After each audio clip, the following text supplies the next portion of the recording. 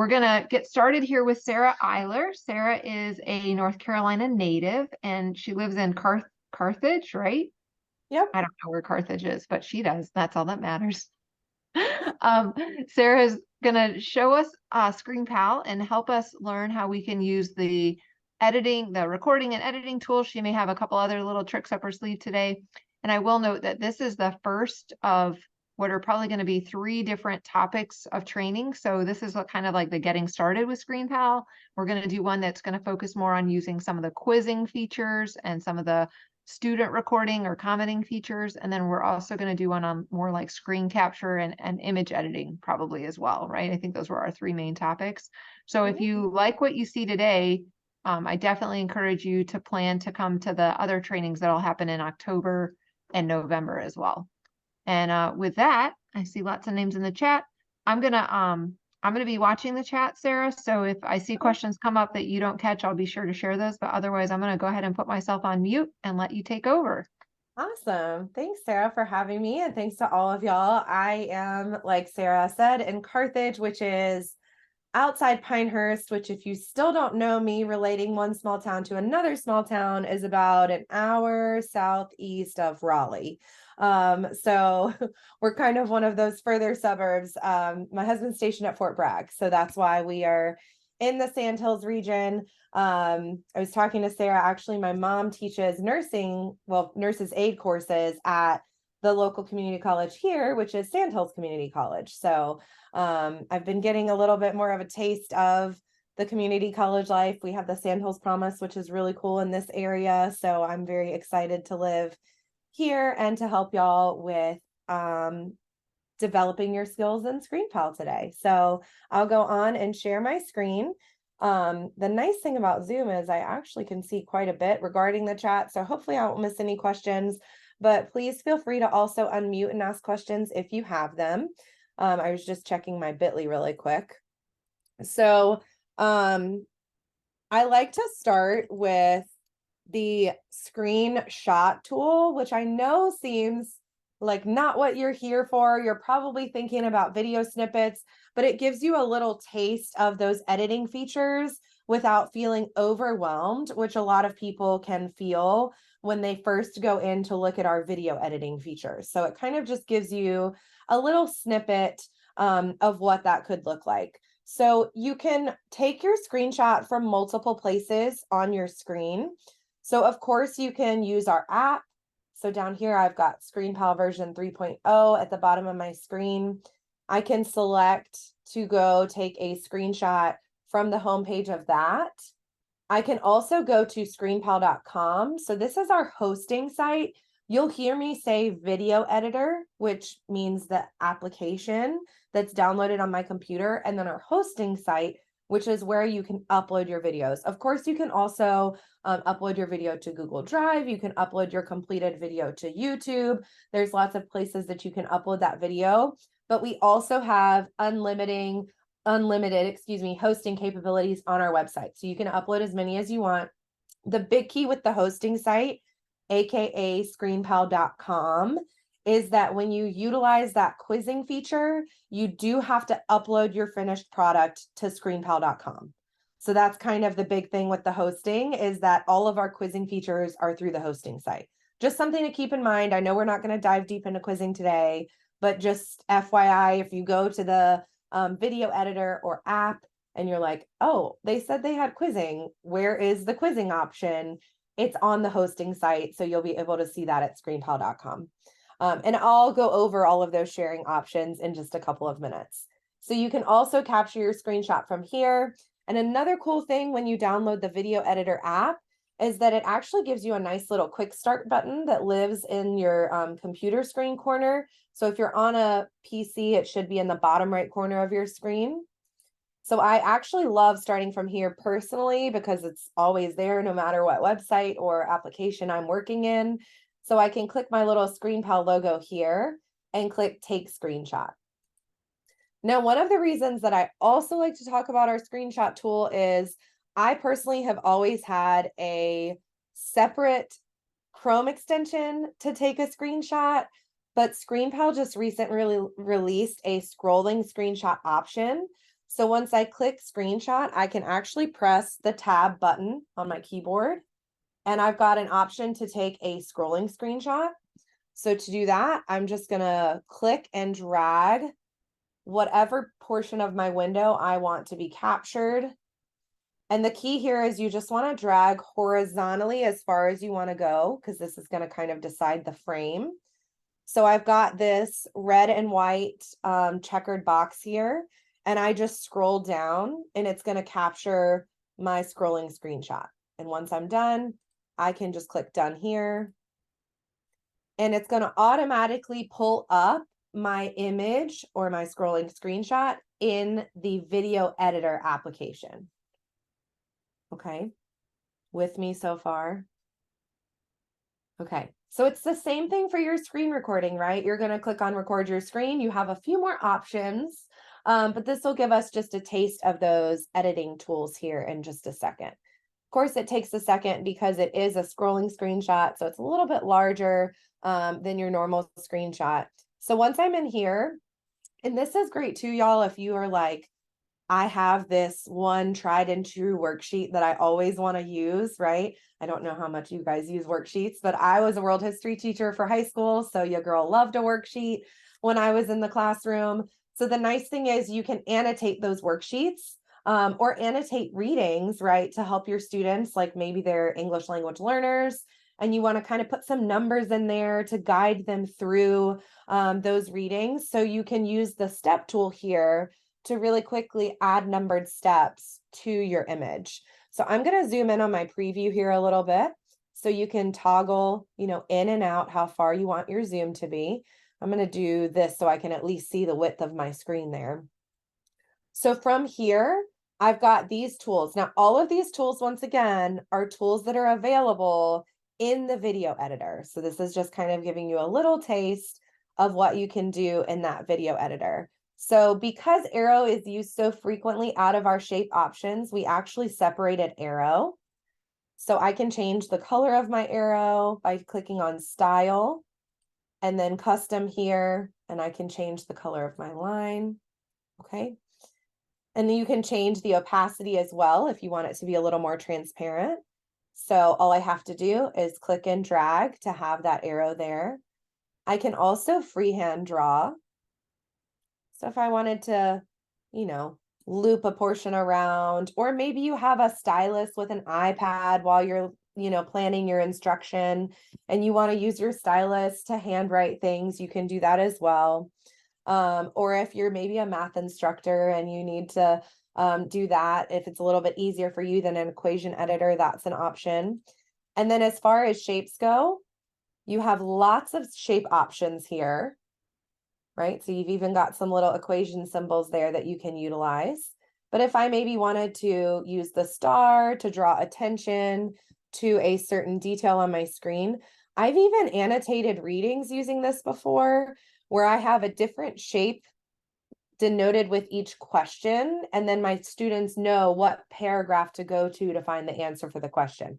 I don't know if you guys ever have to scaffold that far, but in 9th grade history, we had to do quite a bit of scaffolding like that. We also have a blur option for your image editor. This is great at the beginning of the year, like you guys are. If you're sending directions to your students, you can blur out sensitive information while still utilizing your screenshot. So if maybe it has like the last 4 of your social for some reason, and you don't want them to see the last 4 of your social, or your personal cell phone number is attributed to that account information, you can blur that out really easily using the blur tool. Also great, you see I blurred out her face there.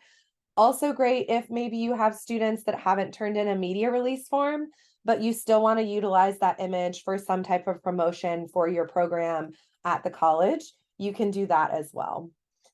This is my all-time favorite tool of this, which is really, other than scrolling screenshot and getting rid of an additional Chrome extension, this is the real reason that I even show this, and this is the numbered steps feature. So if you click on steps in the editor, it'll actually give you really nice numbered steps where you don't even have to think. So let's say I'm telling people first you click on my content, okay? And then over here you would click on videos. And then you could click on images to annotate your images. So it's really easy to show people 1, 2, 3, the clicks that you would make on this website to get logged in for the first time to Moodle or something, right? Like really easy to kind of give those 1, 2, 3 steps very easily. And once again, anytime you see the style button, that's going to allow you to customize the color, customize the font if there are font options, which there are if there's anything typed, customize the outline and the color of the text itself. So you've got lots of options there for the style. There's my 3 steps. And then of course you can add in your text. So I could add a text box as well. And then you can drag this box anywhere on your screen and you can really quickly resize. Of course, you can click style and resize that way, but I really like to just kind of do a little drag situation instead of having to figure out what number size I need for that font there, what point. So you can just drag and drop. And once you're done with that, you just click done and you're good to go. The other thing is highlight. I use this a little bit more in our video editor than I do in an image editor, because what highlight does is it actually darkens everything around the portion that you want to highlight. So if you really want to draw attention to, let's say, this portion that I've edited here, I can highlight just that in my image and everything else is going to be darkened so that I'm only really paying attention to that portion. This is great in our video editor. If you're maybe making a quick little set of instructions, you could have numbers 1 through 10 and highlight each of those numbers as you talk about how to complete that task. So it'll really help your students zone in on that point of your PowerPoint slide that you're talking about. That's how I use the highlight feature, even when I'm creating professional development. The other thing here is this recognize text button. So that's going to actually recognize the text in your image. So it's almost like creates captions for maybe somebody that's that has vision problems that's looking at your image. So it'll really quickly give them the text that's in there. I can copy the image to my clipboard. So if I click on that, I'll be able to, let's say, go over to, I'll just pull up a slide presentation. Better make sure I delete this later. But I could just add in a new slide and paste my image. Oh, it didn't copy it. Hold on. Right there.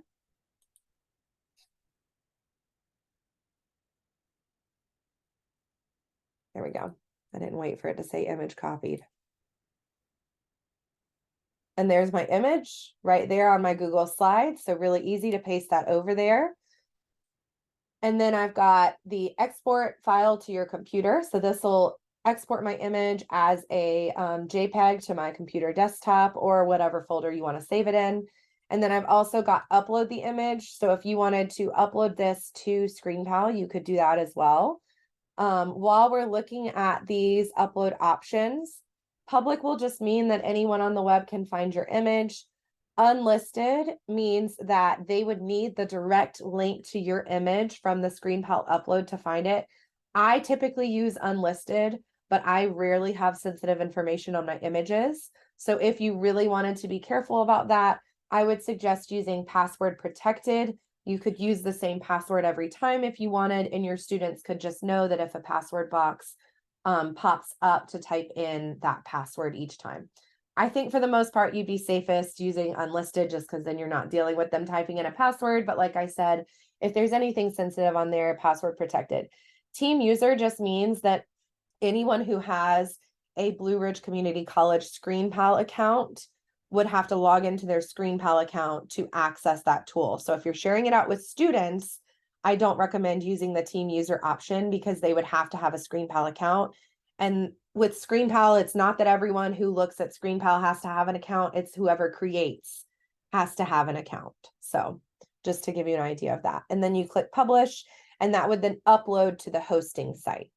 So right now, let me just change my title here. What's today? 9/12. So it's going to be listed in my images as Blue Ridge Community College Training 9/12. So really easy to do there.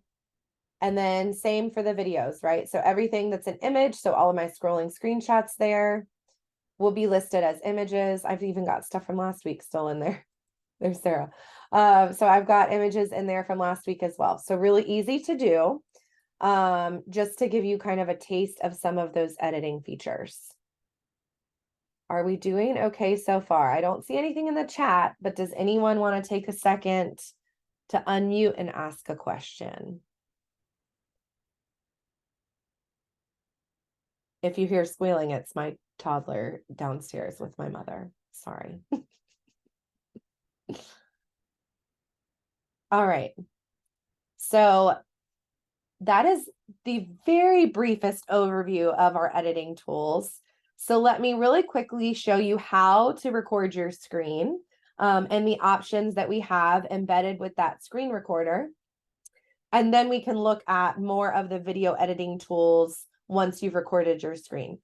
So to record my screen, once again, I can get there from the video editing app, which is this window here, the app on my computer. I can also click on my quick start button and launch the recorder. And you can launch the recorder from ScreenPal.com, right? These are all going to save your recording into the video editor initially, unless you choose to upload directly to ScreenPal as soon as you finish, or upload to YouTube as soon as you finish. And I'll show you what I mean in just a second, but just know, regardless of where you start from, the video can go to all these same places. So don't feel like there's any right or wrong way to start your recorder. Like I said, I like using the quick start just because it lives there in the corner of my screen. So I clicked on launch recorder, and the recorder is going to record anything within this black and white dotted frame. So cool thing about this is maybe I want to just record my slide presentation. You don't even have to do the full screen situation. You can actually leave it in the smaller screen. Like you don't have to go into presenter view, right? I can just select for it to only record the slide area here. Of course, I can change the size to full screen if I'd like, but mainly I tend to just drag and drop the corners of my frame here as I'm recording. So it started with the screen and no camera. I can also just record my camera. I'm not going to click that because it's going to be like a shockingly large picture of my face, but I will click on both here to show you that the webcam will be in the bottom right corner of my recording window. Should be. It's really thinking. Oh, it's because I moved it to the bottom left corner. Excuse me. Let me see. I'm going to exit these options really quick. All right. So now I've got my camera here. And the cool thing about this is I can change the camera. So if I wanted to, use my iPhone camera instead, I could. And then if I click on this little person in the corner, I can actually blur or replace the background. Now, I always like to point out, one of the really neat things about ScreenPal is that you can actually edit these options of your webcam after you conclude your recording. So even in our video editor, if you're like, you record the whole thing, and for example, I recently put up this 1-year-old portrait of my daughter, which I absolutely adore, but maybe having her like looming over my shoulder the whole time that kids are watching my recording might be a little distracting. So I could, after the fact, actually go in and blur, or, you want a little autumnal focused moment, right? Since it's fall. I literally just actually used our stock images here, which you have full access to with your Team EDU account. So I can actually, it's going to go on and search backgrounds for me, but I can actually search autumn backgrounds. And I can use any of these images as my background too. So even if, you don't have something downloaded, ooh, I like this one, this little like, and then just click send to app, and it'll show up as something that I can utilize in my recording. So there it is right there, ready to go. So easy. I just clicked explore stock images. Of course, if you like have a picture from a vacation, and you want to share that, you can choose images from files there too. Okay, so there's my background right there. And the cool thing is I can drag and drop this camera anywhere on my screen. So it kind of started over here, right? But I can drag and drop it over there. And then again, after I'm done with my recording, I can still edit even where the webcam window is located on my slides. So if there's another portion of the recording where maybe it's a little bit distracting to be in the bottom right corner because I have some text going into the bottom right corner, I can change that later. All right, I'm going to click start recording so that I can show you some of our annotation features. It gives you a nice 3, 2, 1 countdown. And I've got this little bar here that includes all of my annotation features. So this will allow me to mark up my screen. So I can click the notch below to change the pencil color if I need to. I think that pink might blend in a little too much with my pink background there. Okay, so I can circle on my screen. I can also click the next icon for a highlighter feature. I can change my highlighter color and thickness. So this module is focused on how to create your project, which is literally what we're talking about now, ironically. I've also got an eraser option. Once again, the notch below the eraser changes my eraser size. I personally don't tend to use the eraser as much as I do the undo button here. It's just a little quicker for me than using the eraser, but the eraser, if you made a small mistake while you're drawing, does exist. And then I've also got the text box here. The notch, once again, will allow me to change the style of my text box. So I could change the background color, the text color, the font, and the size. Okay, how to edit your video project. Right, just the same thing in a different wording there. And there I've got my text box. I've also got all of those shape features that we saw. So we've got the shapes in 3 places. We had it in the image editor. We've got it here in our annotation tools while I'm recording. And you can even add shapes, all of these things actually, after you're done recording in the video editor. So you've got all of these opportunities to edit your screen. So I've got it set on star right now. Once again, if I click on the notch, I can change my shape as well as the color. I can change the fill color too, if I want the fill color to be different. And I can change the thickness of my arrow. And there it is right there. Very easy to do. And once again, anytime you make a mistake, you've got your undo button. I love this because I used to be a history teacher. I jokingly call it the Ken Burns effect, which if you've ever watched the History Channel, you will giggle at. So I just clicked on my magnifying glass. I double clicked on my screen and it zoomed in right to the center of where I double clicked. And then I can reset my zoom by double clicking. I normally like to click the notch and then reset the zoom. Okay, so really easy. Your students aren't going to see this once again because it's outside of my window of my recording there. Okay, I'm going to stop my recording. One thing to mention, one of my favorite things is that there's a pause option. So if somebody like knocks on your door while you're recording, you've got the option to pause really quick. And when I click record, this is actually going to continue recording where I left off. So rather than having to splice together 2 recordings that I've now made because somebody knocked on my door during my planning or prep period, I can continue the recording where I left off if I click that pause button. It's also good if you make a mistake, right? Because you can like trying to figure out where you made the mistake. Another trick when you're recording, if you make a mistake, is actually if you just record 2, 3, 4 seconds of silence, the video editor is actually going to identify the silence. So if you can find that gray bar right after your mistake, you can know exactly where your mistake is located in your recording visually in your video timeline. And that makes it a lot easier. So let me record and do a few seconds of silence just so I can show you that gray bar there. So remember, it's picking up where I left off.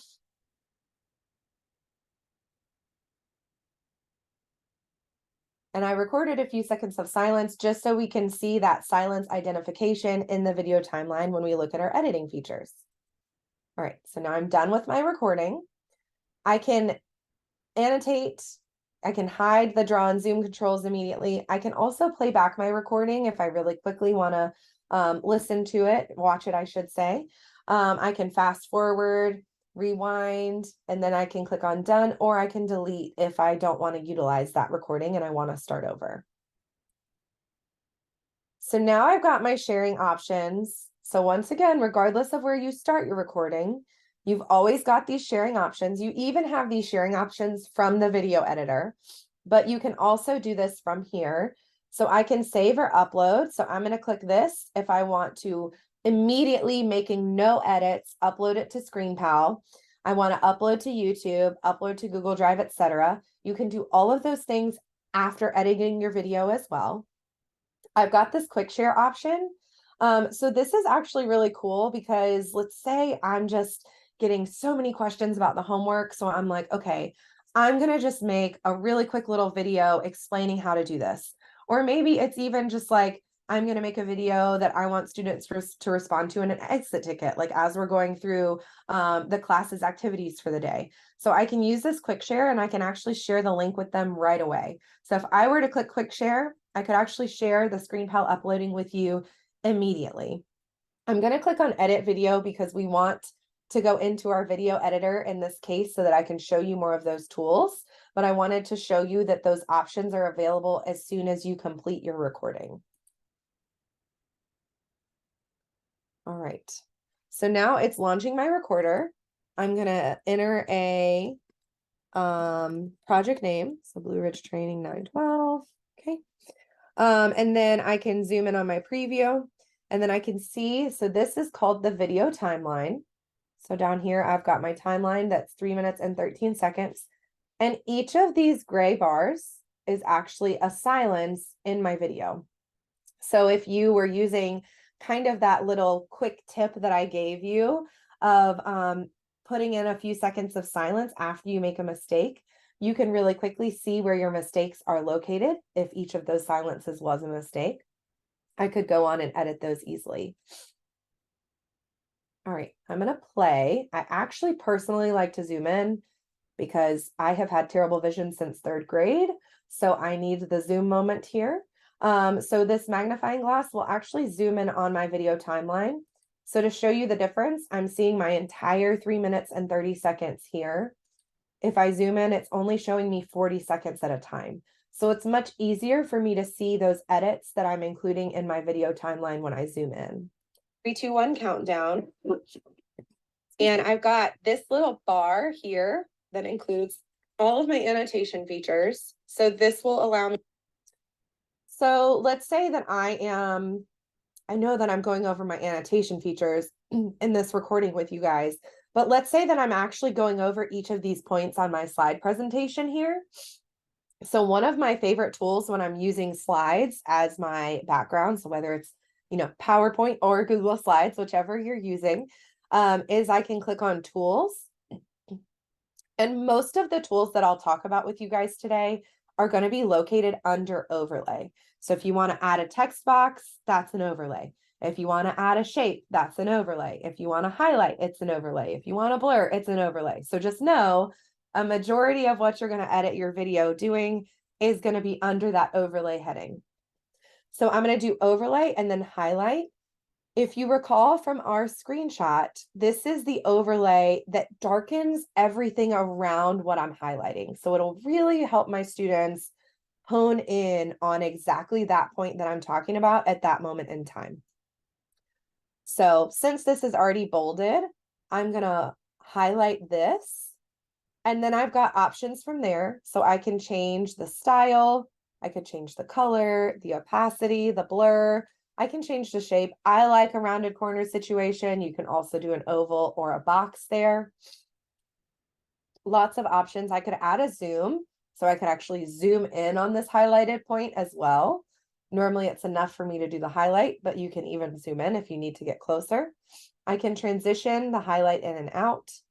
And then here, I can quickly modify by 1 second intervals. If it needs to be a little bit shorter than that, like fractions of a second, I can actually drag this blue dot and it should go to fractions of a second, right? 3.2 seconds versus 4 entire seconds. So you can do that as well. This play button will allow me to preview the edit. So this will allow me to draw, mark up my screen. So I can click the notch below. And if I'm satisfied with the preview, I can just click OK and I'm ready to go. Now, anything that's an overlay, so remember your text is an overlay, your shape is an overlay, your highlight is an overlay, all of those are going to show as yellow in the timeline here. So this long bar we call your video timeline, and anything that's an overlay is going to be yellow. One of my favorite things that ScreenPal offers is this lovely color coding system. So you see different colors attributed to each of these options here. So in your actual timeline, each of those tools has a color. So if I were to speed up a portion of the video, it will show as purple in my video timeline. Anything that's an overlay is going to be yellow in my video timeline. If I were to narrate over a portion, it's going to be this kind of like magenta red color. So I can see visually in my timeline what I've added to my video. Okay. So very similar here for tools. So if I click on tools, I can do overlay. Let's do shape really quick. Okay. So once again, I've got drag and drop to draw my shape. So let's say I want to draw, ooh, I did not want a star. So really easy to customize there. Okay. Style. We're going to just cancel that for a second. Okay, so I've got square. So all kind of the same shapes every time. My pink is kind of, what's the word I'm looking for? Blending in there. So I can change that. I can once again go into style. I can change the color if I want to, like, this is great if you're like, oh, that shouldn't be on my video, right? Like that's a test question for later. You can add a white box over it to completely cover that, or you could add a blur if you wanted to do that as well. And then here I can change the fill color, change the outline, change the shadow, change the rounding of the corners as much or as little as I want of my shape there. Really easy to do, transition in and out again, and then I can change the opacity by using that little toggle there too. So very easy to do my shape. Once again, whole second intervals here. Dragging the blue dot will allow you to change that to hundredths of second, I should say, intervals, not quite milliseconds. But I can change that there. And then I can play back my preview of my edit. A notch below to change the pencil color if I need to. I think that pink you saw my shape appear, my pink background there. And there it goes, disappearing as well. A cool little trick, if you know that you're gonna, let's say, use this size rectangle quite often on this specific slide presentation, is that you can actually click here to copy the overlay to paste it into a different point in your video. So really kind of easy way. Or for example, if you have a lot of points, bullet points that are this length, around the same word length, then you can copy that highlight overlay and then paste it elsewhere to save yourself the steps of clicking on that. Now, one thing that they have done to make it a little bit easier is the most recently used editing tool will be right here in the bottom. So I personally tend to like go through and do all of my highlighting because it's going to have highlight listed here if I just made a highlight. In this case, I just added in a shape.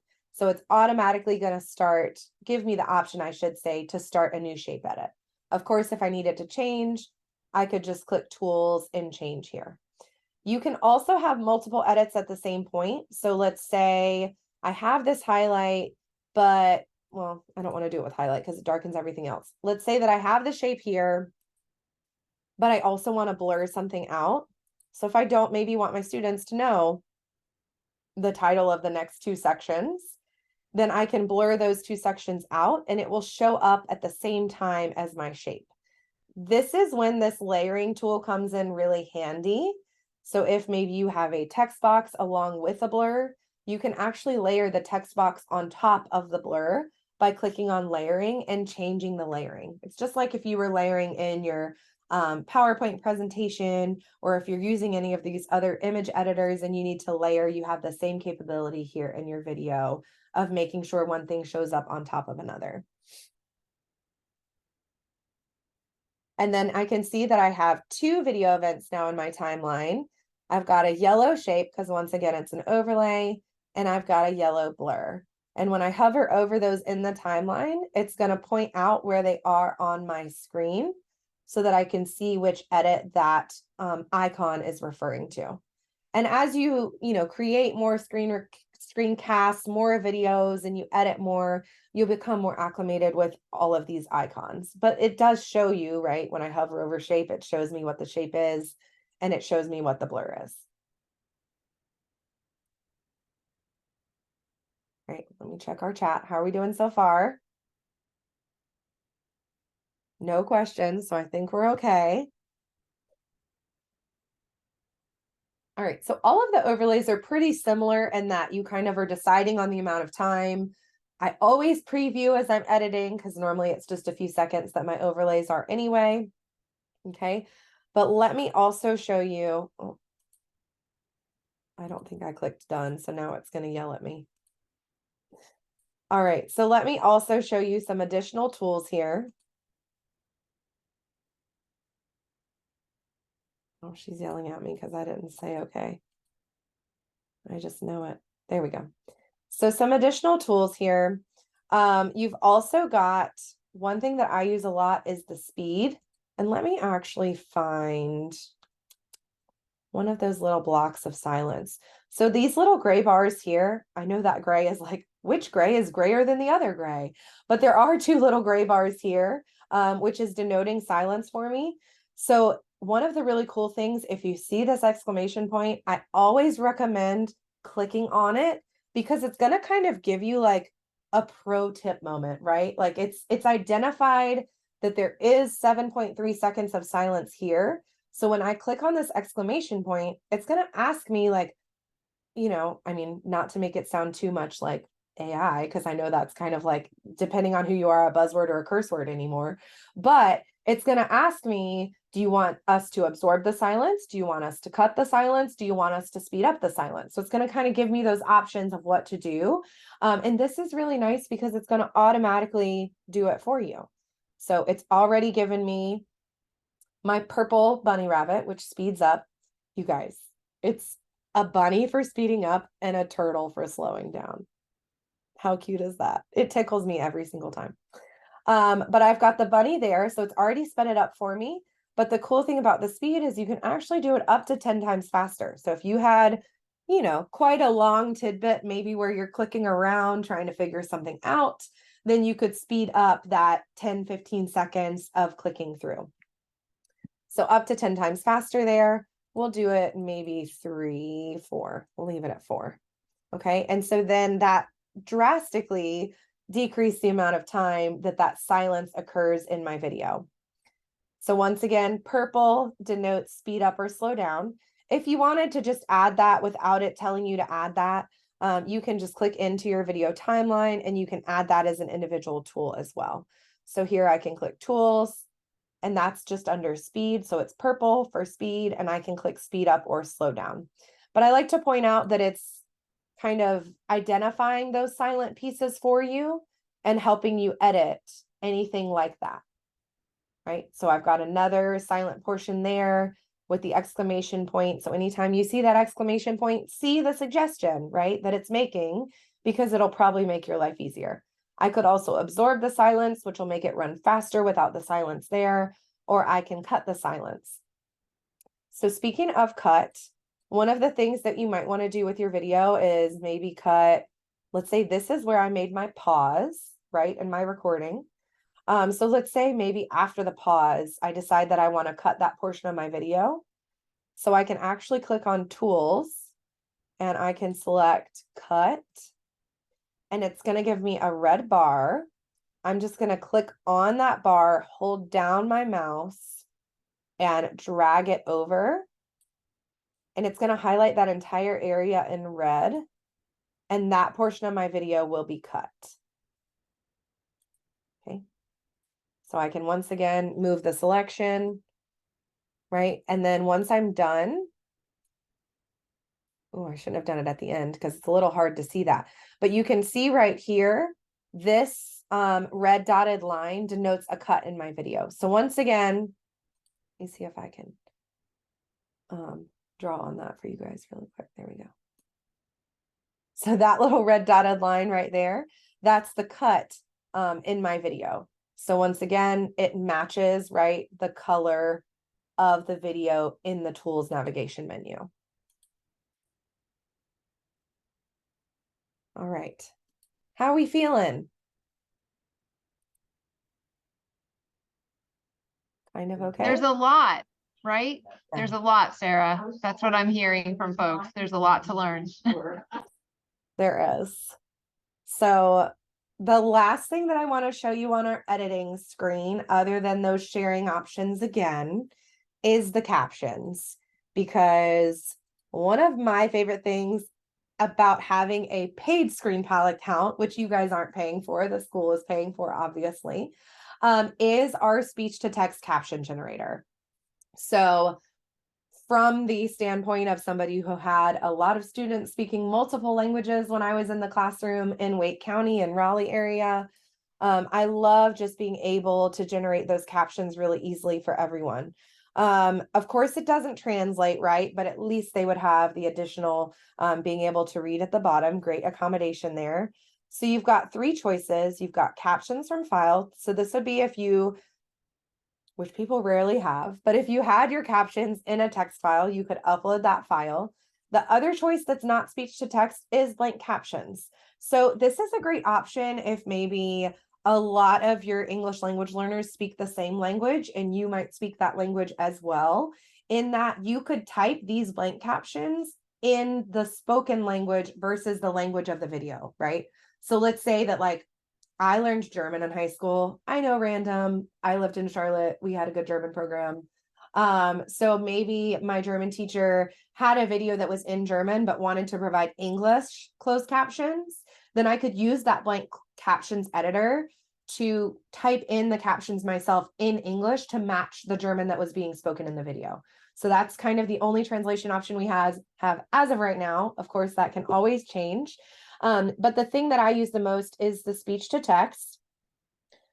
If you are speaking Spanish and you want the captions in Spanish, for example, or I was teaching German and I want the captions in German, then you would select the language that's being spoken in the video. You can see there's lots of language options because it is actually using Google's technology to achieve this. So in this case, my video is in American English, so I'm going to select English, specifically the United States. Of course, if you were to select a different version of English, it would probably give you those British spellings that I love to see. So you could click start there, and it's going to generate my captions for me. It will take just a second, but it's a lot quicker than I could than I could type in my captions.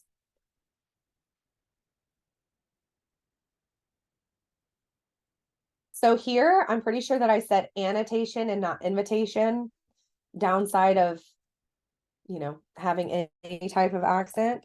But I can really quickly type into my caption. So I literally just put my cursor in there and I corrected my captions.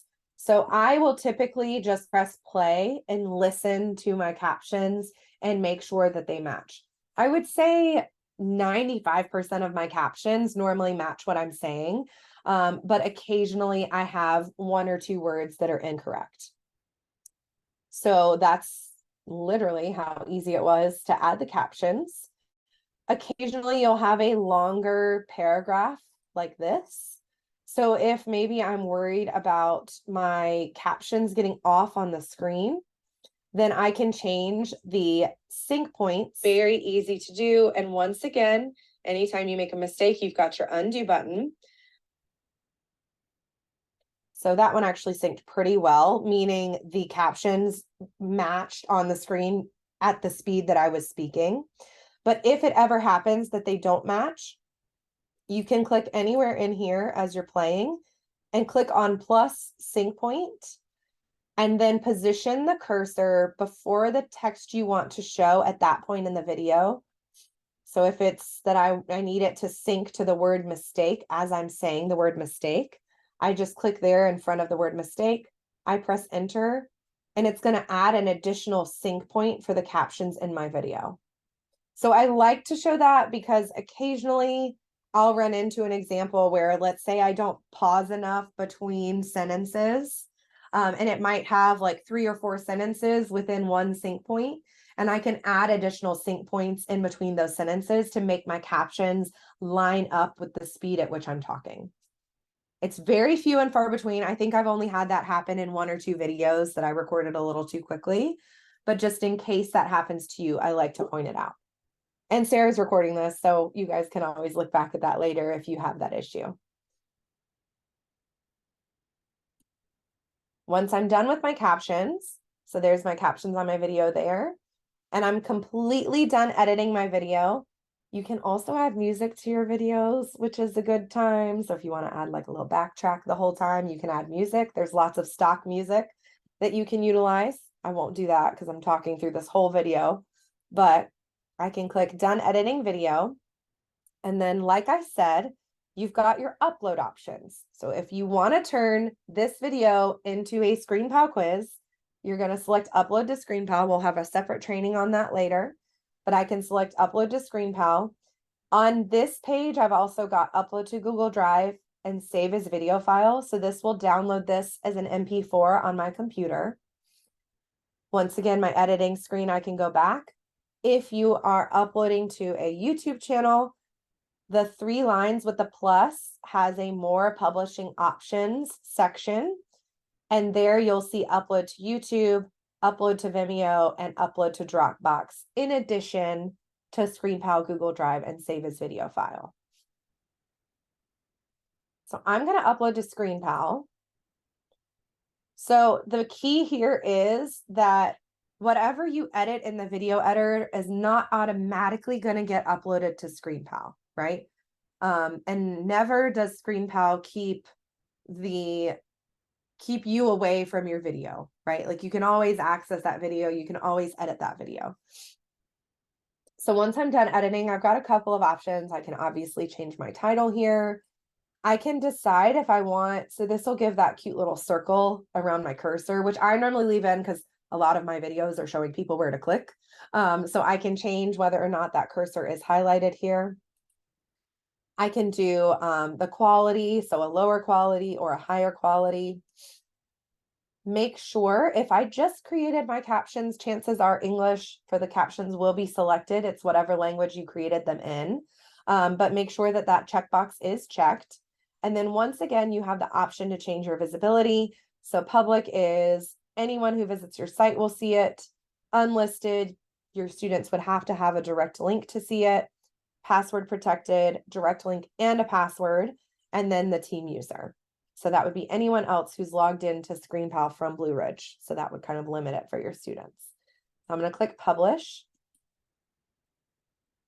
And it is going to take a minute because it is a 3-minute video. But I can actually open the upload, from here, copy the link. So if I really quickly didn't feel like waiting for it to upload, but I wanted to share this with my students, the link to the video, I can copy the link. And then if I want to keep working in my video editor, I can actually click continue in background and it's going to continue uploading.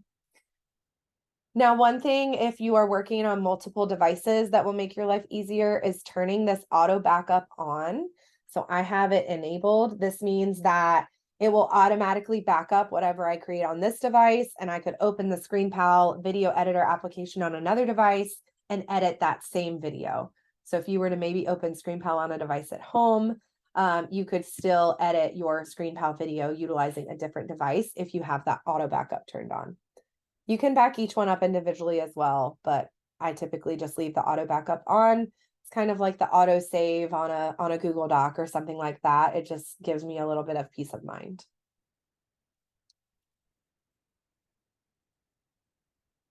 All right. And Sarah mentioned if you're uploading to YouTube, captions will be in YouTube. But if you're going to host on ScreenPal, you'll want to use ScreenPal captioning. Yes. Yep. So. All right. We have 10 minutes left. How are we feeling? I know overwhelmed will probably be one of your first words that come to mind, and I'm sorry, but once again, I will send Sarah the link to, well, she's gonna have this recording anyway, but I'll also send her the link to my longer walkthrough of all of those editing features that's part of this micro credential. So you guys will be able to access that too. Any specific questions that I need to answer about what I've gone over, if there's something I didn't dive into that you want to hear more about.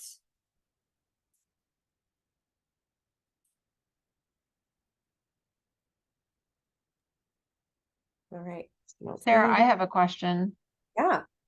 So I've used ScreenPal a little bit, not too much yet, but one thing that happens to me all the time is I start the video and then I say something stupid and then I have to start over. Yeah. And I bet I'm not alone with that. So I'm wondering, what do you do when you make a mistake? Like what's your recommendation? So for me, it kind of depends on, so if I'm just doing a screencast without the webcam and it's not like my visual words, mouth moving has to match up with the words that I'm recording, then what I'll actually do is I'll go into my video, and I will, so let's just go into this one to edit it. What I'll actually do is I will edit, I'll edit the narration. So for that, I can click on tools and then narrate, and I can change the narration. Now, the other thing that you can do is you can, so if it is a webcam situation, right, where like the words aren't going to match up on the webcam, if you identify where the mistake occurs in your video, you can actually overlay a video on top of that. So you could record a new webcam snippet and overlay it on top of that. Or you can cut that portion of the video and then you can actually go in and do replace. So you could replace that portion of the video with an additional video.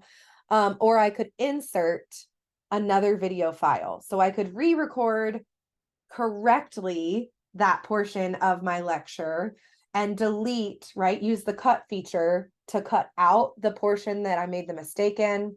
And then at that same point in my video, I can insert that correct video file. So this will actually insert the file into, right, your video timeline versus the overlay, which, just to show you what that looks like, will actually overlay the video on top of your video.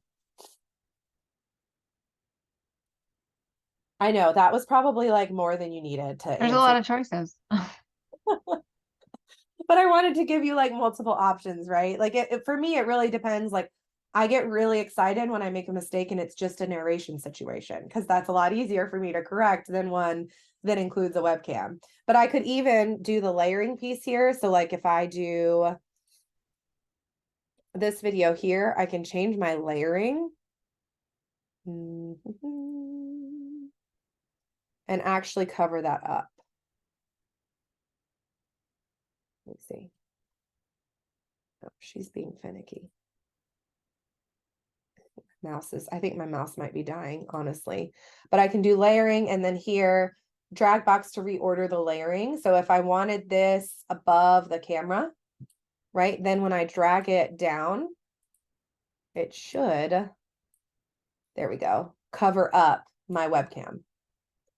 So I did a video overlay and I used that video and I'm just dragging the corners to cover it up and it completely covers up. Of course, I can change the style of this, but it was easier to drag the corners. But I can just completely cover up that portion of the webcam video. And so that will cover 2.52 seconds, as you can see here in the video timeline.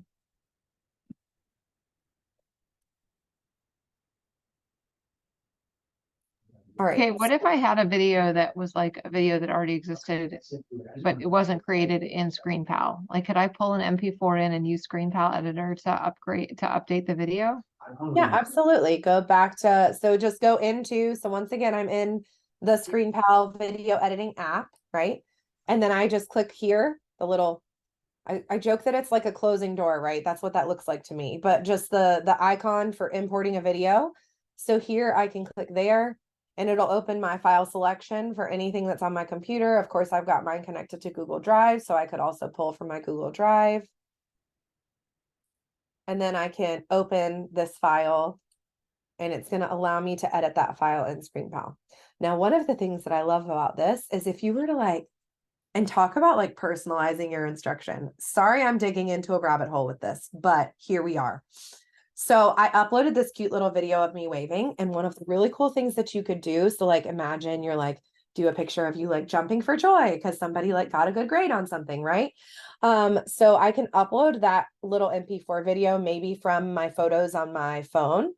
And then when I save this as a file, I can actually change the file type to a GIF. So it's normally going to be MP4, but you can select GIF from the drop-down menu, and that's going to actually publish a GIF. It's going to download it to my computer, and I can then take this GIF, and let's say in my slide presentation to really personalize for my students, I hope I saved it to my desktop. There it is. So I could actually put a GIF on my slides. So there's like me waving in GIF form.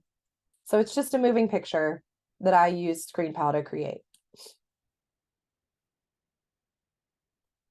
Sorry, that was a little deep random dive there, but that's one of my favorite things to do is to make a GIF. So, Well, I think the application of updating a video that maybe needs to be updated, I think that that's really applicable. So that's good to know. and there's our training right here that we just talked about, right? So I can actually copy the link to that and throw it in the chat, and you guys can actually see that immediately. So you could watch that video right now. And then what we'll do in the next training is I'll actually probably use maybe not this exact video, but some type of video that I've created, and you can even experience a quiz right away. I can send you a quiz just so you can see it. I think I very briefly made one in our last training together. But this way you can see a quiz from the, oh, there we go, student perspective, right? So you can actually complete the quiz too. So just to kind of give you an idea of that, and maybe a foretaste of what we're going to do in our next session together, you can kind of look at our quiz. So once again, ScreenPal.com is what I mean when I say upload to ScreenPal. It's going to show up. So see, I have 20 videos here. Obviously, I have edited a lot more videos than that, right? I've edited 71 videos in the ScreenPal video editing application, but I have uploaded 20 of those 71 to ScreenPal.com hosting. Once again, you have unlimited storage space using ScreenPal.com, and you do have to upload here to create a quiz. So you noticed there was no option in my video editor to click on quizzes. So that's like the only caveat, right, with the ScreenPal.com that I wanted to show you. Oh, that quiz doesn't work. Hey, Robin just let us know that your quiz actually isn't functioning. No, why? Oh, I might have deleted the video from maybe my editor. Let me see. Well, that's okay. We're up against the end of our time together, and I do want to open it up for questions if folks have questions. But also know that Sarah's going to be with us throughout the fall to do additional training. So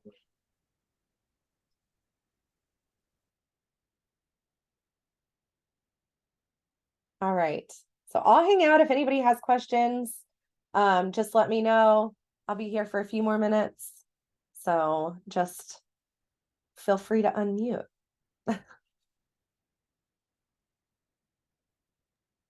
I love that some of y'all left your cameras on. Thank you for not making me feel so alone in this. yeah, In this webinar. yeah.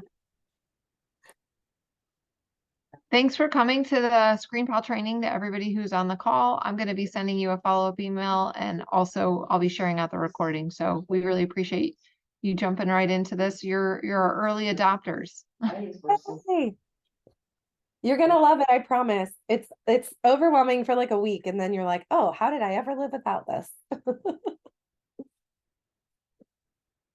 I believe it. Joan, I don't know if you can share because you've attended this twice. Is there anything new that you want to share that you learned today? Well, actually, Sarah, this is the first time I've attended ScreenPal. I was